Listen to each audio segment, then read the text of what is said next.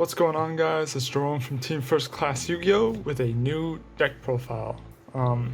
This is gonna be a different kind of deck profile it is for a new series I'm making for the channel called Subpar Sundays. It's gonna be about decks that, well, are subpar, I guess you would say.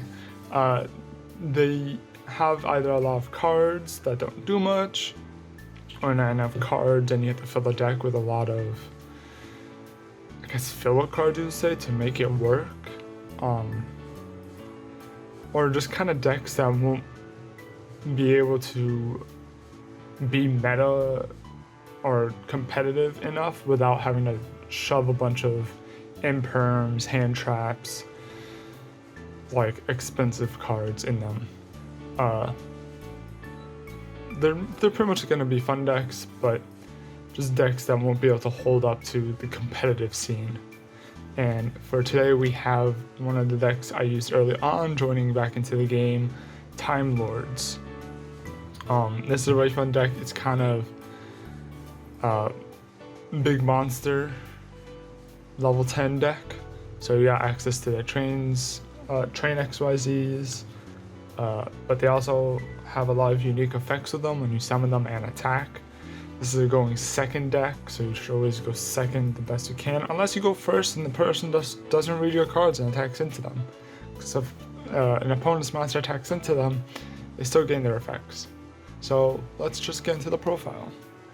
So first off, 3 Time Maiden. This is the starter of the deck. You can special summon it if you control no monsters, and it can also be used as 2 tributes for Timelord. And you can also banish this from your graveyard to special summon a Timelord from the deck with 0 attack, ignoring its special conditions, summoning conditions. Because one of the restrictions with Timelords is they can't be summoned from deck. So this helps get through that and bypass it. So it's a good start to have an opening hand. One of the bigger Timelords, Sandion. If your it's kind of has a Pankratops claw, sort of. If your opponent controls more monsters, you can special summon that. Not special summon, normal summon without a tribute. And 4K, so it's a one of the bigger monsters. Actually, the biggest, because a lot of them have 0 attack.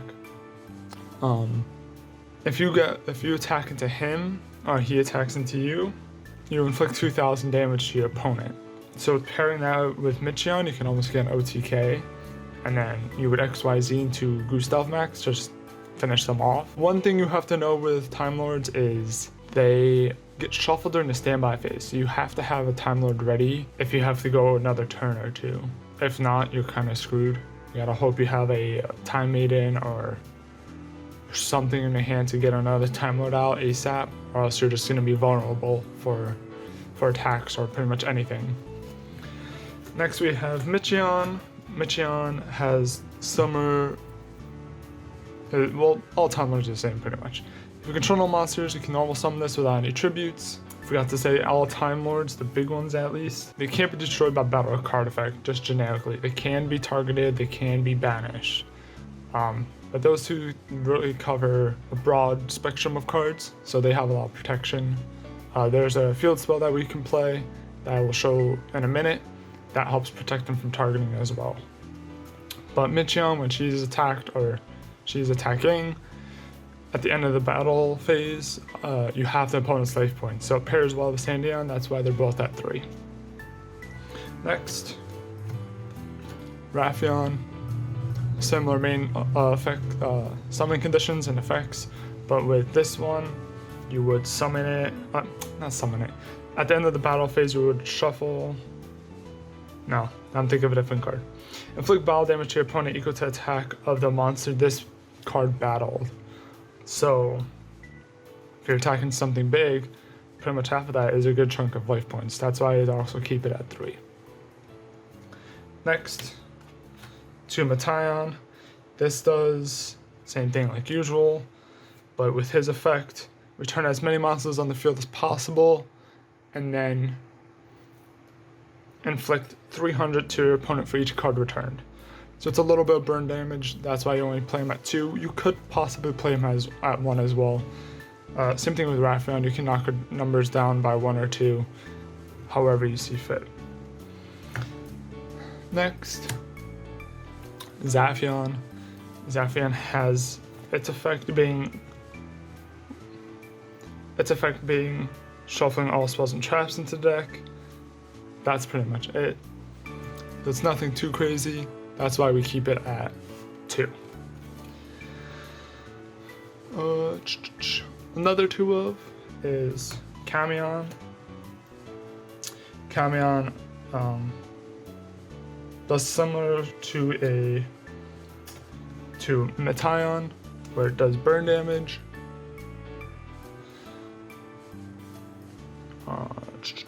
You can shuffle 1 card your opponent controls and do 500 burn.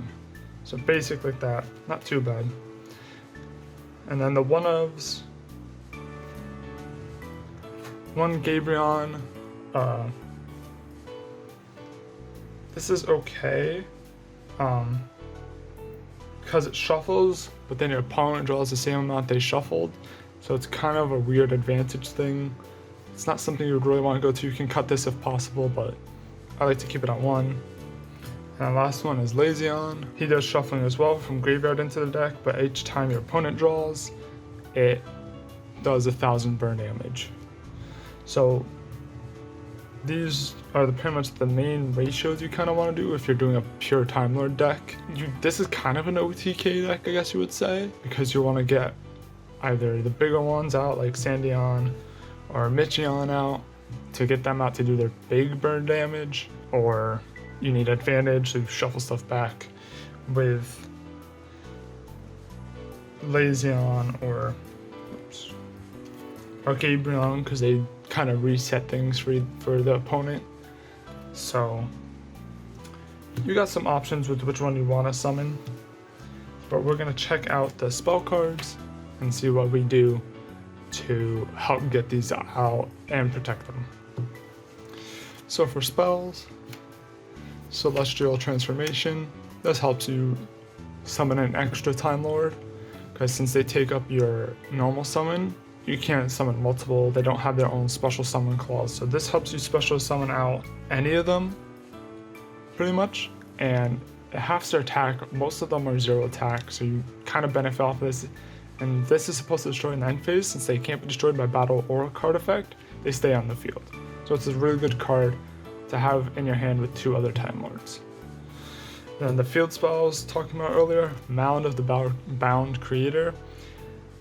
This is pretty much just used as a targeting protection, and it also has a effect where if a level 10 or higher monster battles, the person with the destroyed monster takes 1,000 damage. So if you have a Sandion on the field and you destroy a monster, they take pretty much 3,000 damage at the end of the battle phase. Next, we got Advanced Draw. This is if you need a bit more advantage.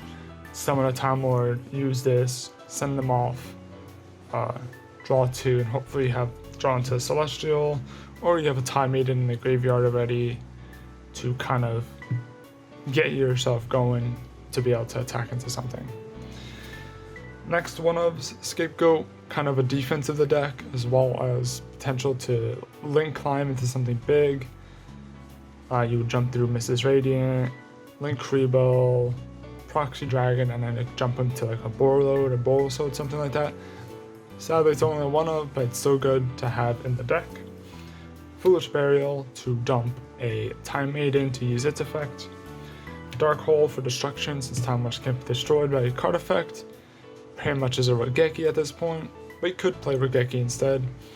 Terraforming to search for Mound. Monster Reborn to special summon Time Lord back to extend further for an XYZ or just for game.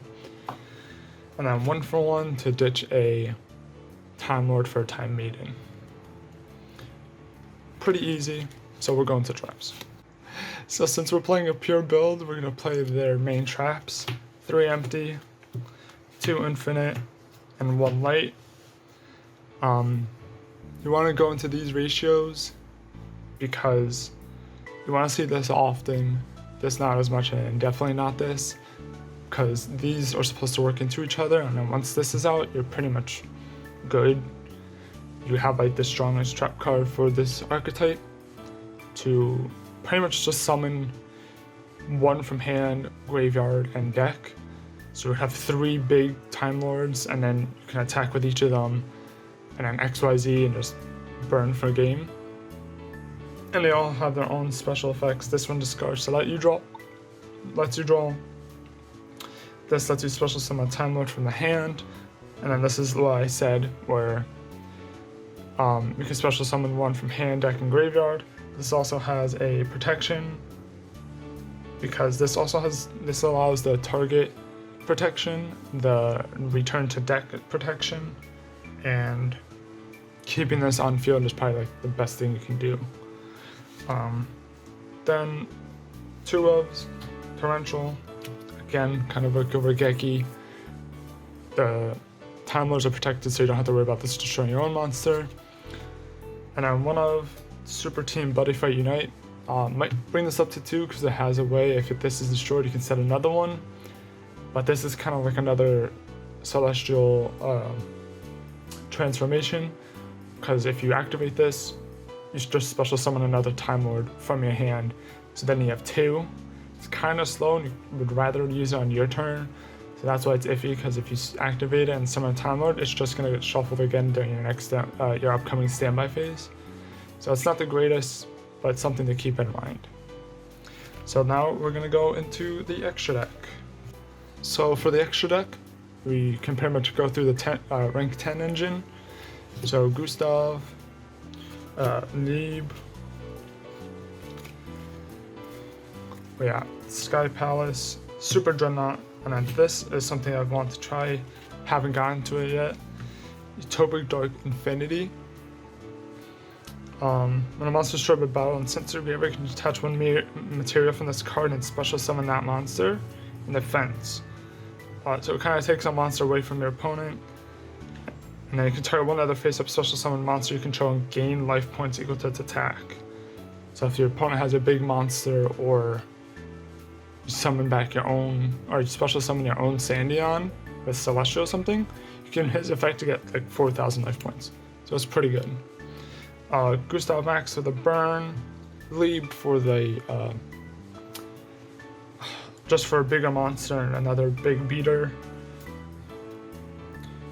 Sky Palace is just a destruction, just target, destroy, and then inflict damage to your opponent. And then Super Door is just another protection, either for itself or a different Time Lord. So we got some Scapegoat token targets, so 2 Link Oribo, 2 Link Spider, Mrs. Radiant, Security Dragon, Proxy, and then you move up to Ningirsu. This is only a 13 card extra deck. Didn't realize I didn't have enough, but I'll just say you can add in a Borload, either Bor Sword, Bor Load. You could possibly go into Avermax. Any Link 4, maybe even Hot Link 4, because this maxes out at a Link 4. Get a Link 4 that you like. You can throw it in, throw 1 or 2 of them in, and you're pretty much good. Pretty basic. Alright, so I hope you guys enjoyed the Timelord profile for our new Subpar Sundays weekly deck profiles.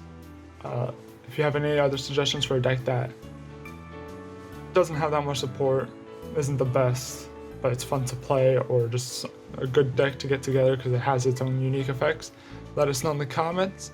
And don't forget to like, comment, subscribe, and we'll talk to you next time.